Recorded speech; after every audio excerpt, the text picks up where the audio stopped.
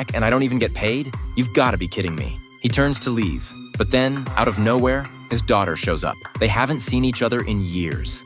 After talking, Mike learns the truth. This whole plan to break into the prison and steal the gold? It was his daughter Mary's idea from the start. And recruiting Mike? That was her call too.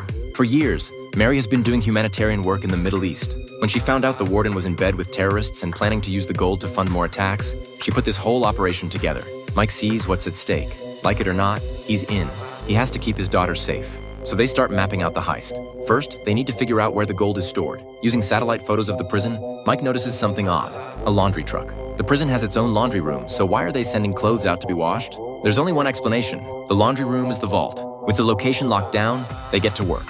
First, John disguises himself as a safety inspector and gets inside the prison. He checks the kitchen equipment, then scares the staff. Tells them the ovens are a safety hazard and need to be replaced immediately, or they'll blow. The kitchen manager panics and orders 2 new ovens on the spot. Next, Daisy chats up the delivery driver, says she'd love to grab some KFC with him. The driver can't believe his luck. Next thing he knows, he's tied up in a bathroom and Daisy's got his truck keys. Mike and Paul disguise themselves as movers and slip inside the prison. Along the way, Mike smashes a statue, because that's going to be their ticket out later. But how do you steal $1 billion in gold from a prison? Step 1. Create chaos. Mike and Paul dress up as kitchen staff and spike the food with heavy-duty laxatives. Before long, every inmate is down for the count. Vomiting, diarrhea, the infirmary overflowing. The prison has no choice but to transfer inmates to outside hospitals. The whole place descends into pandemonium. With everyone distracted, Mike and Paul sneak into an empty restroom. They locate the spot directly above the vault, pry up a tile, and start drilling down. Bingo. They hit it right on target. Paul pulls out liquefied gas, pours it through the hole, and gets ready to blast the vault open. But an explosion that loud would definitely alert the guards. No worries. They've already planned for that. Outside, Daisy is posing as a health inspector. She parks a car rigged with explosives right by the prison entrance. When the moment comes, Paul detonates. A single boom. Both blasts go off at the same time, inside and out. The distraction works perfectly.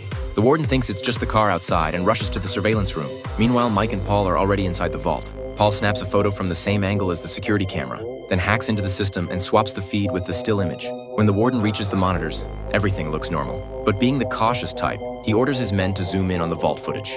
And that's when it falls apart. The image isn't moving at all. The warden realizes something's very wrong and races to the vault with his men. But he's too late. It's completely empty. The warden is absolutely livid. He orders a full search of the prison. Just then, Mike, disguised as a doctor, wheels a stretcher right past him. Suddenly, clang, a gold bar drops to the floor. The warden figures the gold must be hidden on the stretchers and orders every ambulance stopped. His men tear through each one. Nothing. Not a single bar.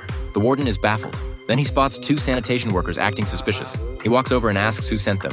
"Our boss," they say. "And where's your boss?" "He's, loading some really heavy stuff."